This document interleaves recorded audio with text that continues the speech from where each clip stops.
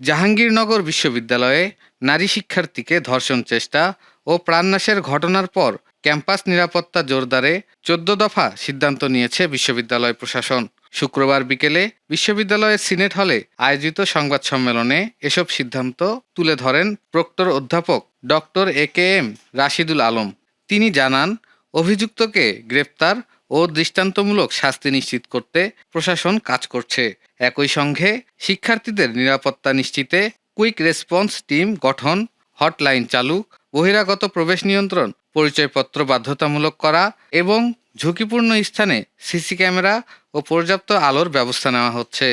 এছাড়া ক্যাম্পাসে ভ্রাম্যমাণ দোকান উচ্ছেদ, নিরাপত্তা প্রহরী সংখ্যা বৃদ্ধি, অতিরিক্ত আনসার সদস্য মোতায়েনের উদ্যোগ এবং অননুমোদিত প্রবেশপথ বন্ধের সিদ্ধান্ত হয়েছে। প্রশাসন জানিয়েছে, ১ মাসের মধ্যে নতুন নিরাপত্তারক্ষী নিয়োগ প্রক্রিয়াও সম্পন্ন করা হবে। সংবাদ সম্মেলনে আরও উপস্থিত ছিলেন ভারপ্রাপ্ত registrar doctor A B M. Azizur Rahman সহ সহকারী প্রক্টররা। বুলিং এর জন্য যে নীতিমালা আছে, সরকারি নীতিমালা ২০২৩, সেই অনুসারে আগামী সিন্ডিকেটে একটি নতুন নীতিমালা প্রণয়নের জন্য একটি একটি স্থায়ী কমিটি গঠন করার সিদ্ধান্ত গৃহীত হয়েছে। আমরা আশা করছি সেই সিন্ডিকেট সভাটি অতি দ্রুত অনুষ্ঠিত হবে এবং সেখানে শিক্ষার্থীরা যে সাইবার বুলিং এর জন্য যে আহ, আহ, যে অ্যাপ্লিকেশনগুলো আসছে, অভিযোগগুলো আসছে, সেগুলো আমরা সুরাহা করতে পারছি না। আমরা আশা করি এই নীতিমালাটি হলে সাইবার বুলিং সংক্রান্ত যে জটিলতাগুলো আছে এবং সেই ব্যাপারে আমরা পদক্ষেপ গ্রহণ করতে পারবো। আপনাদের সদয় জ্ঞাতার্থে আমি আর কিছু পয়েন্টস উল্লেখ করছি। যিনি অভিযুক্ত এই ব্যক্তি, তিনি ১২/৫/২০২৬ তারিখ আমাদের বিশ্ববিদ্যালয়ের যে গেটটি ২০ মাইলে অবস্থিত, সেই গেট দিয়ে ৬টা ৫৮ মিনিটে, আমরা সিসিটিভি ফুটেজ থেকে এই তথ্যগুলো পেয়েছি, ৬টা ৫৮ মিনিটে বিশ্ববিদ্যালয়ে প্রবেশ করেন। ৭টা ২ মিনিটে তিনি ২০ মাইল মোড়ে অতিক্রম করে জাবি স্কুল কলেজের সামনে দিয়ে ব্যাচেলার কোয়ার্টারের মোড় হয়ে ৭টা ১৫ মিনিটে তিনি প্রান্তিক গেটে আসেন এবং সেখানে তিনি ১ মিনিট অবস্থান করেন। প্রান্তিক গেটে যে ছাউনি আছে, সেখানে তিনি ৭টা ১৮ থেকে ৭টা ২৫ পর্যন্ত অবস্থান করেন। এরপর মহিলা ক্লাবের সামনে দিয়ে, আমাদের কলদান বিদ্যানিকেতনের সামনে দিয়ে তরুঙ্গির দিকে যেতে থাকেন। ৭টা ৩১ মিনিটে ওই ব্যক্তি পদ্মপুকুরের উত্তর দিকের মাটির রাস্তা দিয়ে প্রবেশ করে ওই রাস্তা দিয়ে বের হয়ে ৭টা ৪৩ মিনিটে তিনি বের হন। তিনি, সেই ব্যক্তি, পুনরায় ৭টা ৪৩ মিনিটে সেই রাস্তায় প্রবেশ করে আবার প্রবেশ করেন ৮টা ৭ মিনিটে চৌরঙ্গি মোড় হয়ে মেডিকেলের সামনে দিয়ে। এগুলো ৮টা ২৬ মিনিটে প্রথমবার ঘটনাস্থল যেখানে ঘটনা ঘটিয়েছেন সেখানে প্রথমবার ৮টা ২৬ মিনিটে সেখান দিয়ে তিনি শহীদ সালাম বরকত হলের মোড়ে যান। এগুলো আমাদের সিসিটিভির তথ্য। এরপর ৮টা ৩৩ মিনিটে শহীদ সালাম বরকত হলের মোড় থেকে ঘটনাস্থলের পাশ দিয়ে আবার ট্রান্সপোর্টে ফিরে আসেন।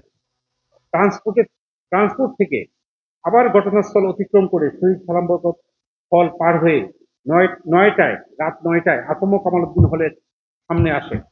সেখান থেকে আবার শহীদ সালাম বরকতের মোড়ে এসে কিছুক্ষণ অপেক্ষা করে ঘটনাস্থলের পাশ দিয়ে ৯টা ৩০ মিনিটে ট্রান্সপোর্টে আবার পুরাতন ট্রান্সপোর্ট দিয়ে আমাদের সেখানে এসে পৌঁছায়। ৯টা ৩০ থেকে ১০টা ১৬ মিনিট পর্যন্ত দুইবার ঘটনাস্থলের সামনে দিয়ে তিনি দুবার আসা যাওয়া করেন।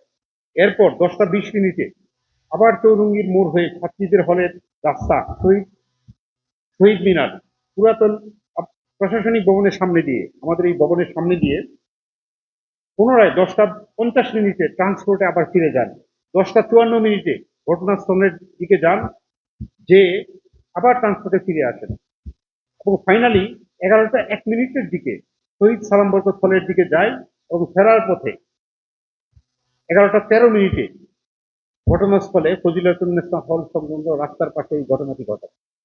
আমরা এই তথ্যগুলো আমাদের সিসিটিভি ফুটেজ পর্যালোচনা করে আমরা পেয়েছি এবং আরও আছে বিস্তারিত।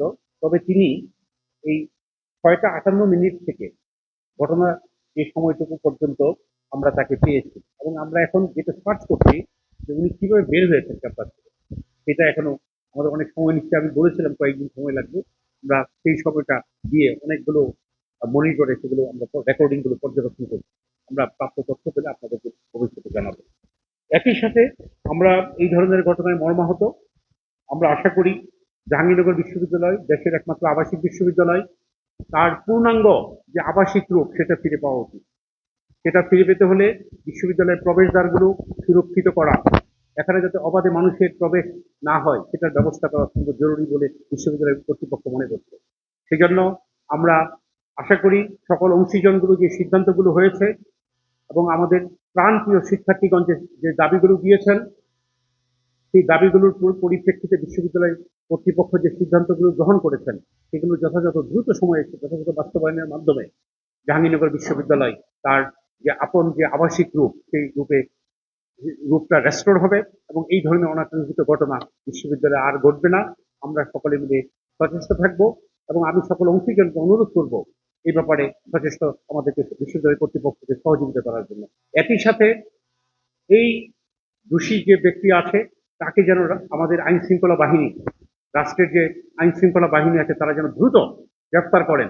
আমরা আপনাদের মাধ্যমে আমি সরকারকে সেটা অনুরোধ রাখছি এবং এই বিষয়টি আমাদের বিশ্ববিদ্যালয়ের অস্তিত্বের সাথে সম্পর্কিত রাষ্ট্রের গুরুত্বপূর্ণ যারা ব্যক্তিগণ আছেন তাদের কাছে অনুরোধ রাখছি, সরকারের কাছে অনুরোধ রাখছি যে একটি নির্বাচিত সরকার আছে, যেহেতু যিনি এই ধরনের ঘটনা ঘটিয়েছেন তাদের বিরুদ্ধে তাকে গ্রেফতার করে রাষ্ট্রের একটি নজির সৃষ্টি করা হোক, দ্রুত গ্রেফতার করে তাকে আইনের আওতায় তার সর্বোচ্চ শাস্তি নিশ্চিত করার জন্য আমরা বিশ্ববিদ্যালয় কর্তৃপক্ষের পক্ষ থেকে রাষ্ট্রকে অনুরোধ করছি। পরিশেষে আজকের এই সংবাদ সম্মেলনে আপনারা সময় দিয়েছেন, আপনাদের সকলের প্রতি বিশ্ববিদ্যালয় কর্তৃপক্ষের পক্ষ থেকে কৃতজ্ঞতা